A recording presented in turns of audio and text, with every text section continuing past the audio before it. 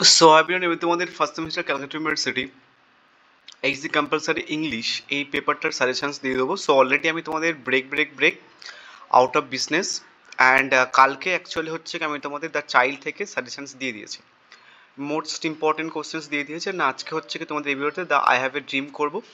So তোমাদের আমি যেটা বলেছি যে স্টোরি পোর্শনসটা, যে তিনটে স্টোরি রয়েছে ওই তিনটে স্টোরি খুব ভালো করে করবে, ওখান থেকে 12 × 24 মার্কস আসবে, ঠিক আছে? সো ওই 24 মার্কটা যেন তোমরা ভালোভাবে পাও এমনভাবে স্টোরিগুলো করে নেবে, যেহেতু গল্পগুলো একটুখানি পড়ে নিলে, বাংলা ট্রান্সলেট করে নিলে তাহলে কিন্তু সমস্যা হয় না।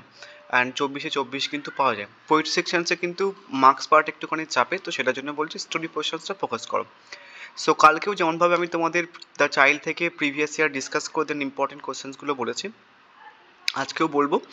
অ্যান্ড আর একটা কথা বলে দিই যে এই যে আই হ্যাভ এ ড্রিম এই পোর্শনস থেকে তুমি যদি একটুখানি ইংলিশ না জানো তাহলে কিন্তু নর্মালি কোশ্চেন্স কমন পাওয়া মুশকিল। অ্যান্ড সাজেস্টিভ কোশ্চেন্স পড়েও কোনো কাজ হয় না, কেন প্রচণ্ড খুঁটিয়ে তুমি যদি কোশ্চেন্সগুলো দেখো, প্রিভিয়াস ইয়ারের কোশ্চেন্স প্রচণ্ড খুঁটিয়ে প্রশ্ন আসে। সো তাও আমি তোমাদের মোটামুটি সাজেস্টিভ কিছু কোশ্চেন্স দিয়েছি, আশা করছি ওটার মধ্যে চলে আসবে, বাট এটা থেকে কিন্তু কোশ্চেন্স আসার চান্স খুবই কম, মানে আই হ্যাভ এ ড্রিম থেকে, ঠিক আছে? সো প্রথম প্রশ্ন দেখো, মর্নিং শিফটের প্রশ্ন, এটা 4টে প্রশ্ন এসেছিল এখান থেকে, the I have a dream থেকে। প্রথম প্রশ্ন, what is the great American referred to in the first line of I have a dream? Abraham Lincoln. এবার কাকে অ্যাড্রেস করেছে ফার্স্ট লাইনে, কাকে রেফার করেছে গ্রেট আমেরিকান বলে, দেন সেটা বলেছে অ্যাব্রাহাম লিঙ্কন। এইবার এটা কিন্তু তোমাদের ঘুরিয়েও আসতে পারে, ঠিক আছে? তোমরা সবাই চেষ্টা করবে যে, তো যাদের মর্নিং শিফটে এক্সাম তাদের তো কিছু করার নেই, ডে শিফটে যাদের এক্সাম আছে তোমরা মর্নিং শিফটের কোশ্চেন্স কালেক্ট করে সেগুলো পড়ে নেবে। তার কারণ মর্নিং শিফটের কিছু কোশ্চেন্স ডে শিফটে বা ইভিনিং শিফটে কিন্তু দেয়, ডিরেক্টলি না দিলেও ঘুরিয়ে ফিরে কিন্তু দেয়, অ্যান্ড এই প্রশ্নটাও কিন্তু অনেকভাবে ঘুরিয়ে আসতে পারে, একটুখানি দেখে নেবে। নেক্সট হচ্ছে কি যে, what famous landmark does Martin Luther king junior mentions in I have a dream as symbol of freedom and equality? The statue of liberty. Next হচ্ছে কি যে, in I have a dream Martin Luther king junior alludes the song which became an anthem for civil rights movement. What is the name of that song? We shall overcome.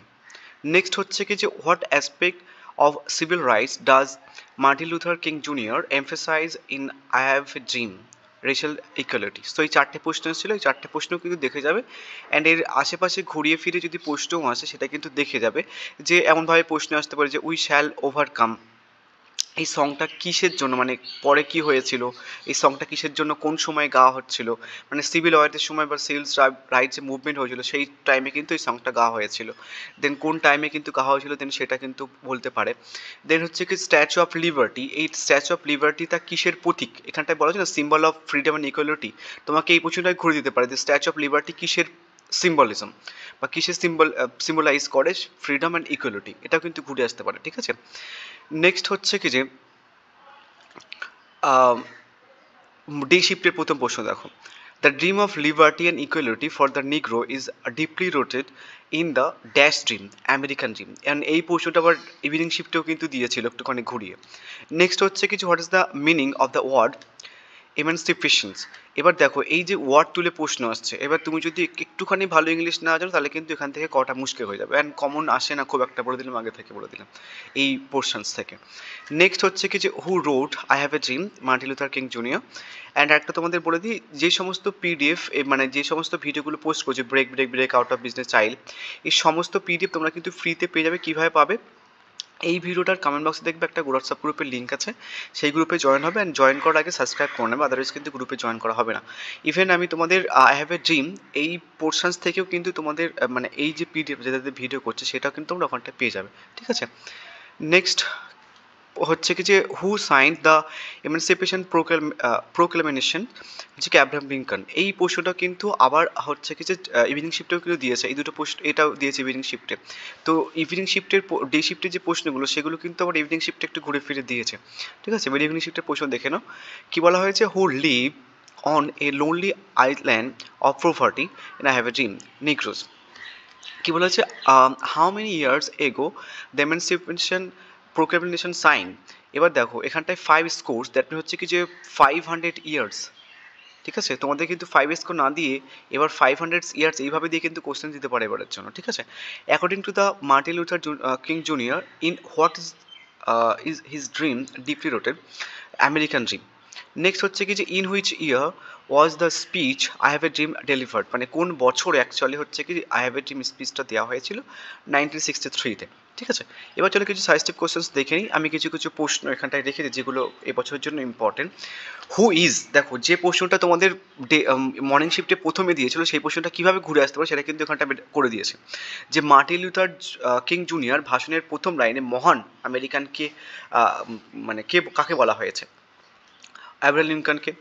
এই প্রশ্নটা কিন্তু ওই প্রশ্নটার similar but একটুখানি কিন্তু ঘুরিয়ে great American refer to the first line এমনভাবে কিন্তু করে দিয়েছে। নেক্সট হচ্ছে কি যে কী বলা হয়েছে what year Martin Luther king junior I have a dream speech delivered, মানে কোন বছর দিয়েছিল এটাও কিন্তু প্রিভিয়াস এক্সাম তাও দিয়েছি, ইম্পর্টেন্ট প্রশ্নটা। নেক্সট কী বলা হয়েছে যে প্রমিসারি নোট উল্লেখ করার সময় মার্টিন লুথার কিং জুনিয়র কোন গুরুত্বপূর্ণ নথির কথা বলেছিলেন? The declarations of independence. Next হচ্ছে কি যে 4 নম্বর, দেখো 4-এ কী বলা হয়েছে যে এটা কিন্তু বিশাল ইম্পর্টেন্ট একটা প্রশ্ন, একটা জায়গার নাম তুলে দেওয়া হয়েছে। In I have a dream which US state is describe as sheltering with the heat of injustice.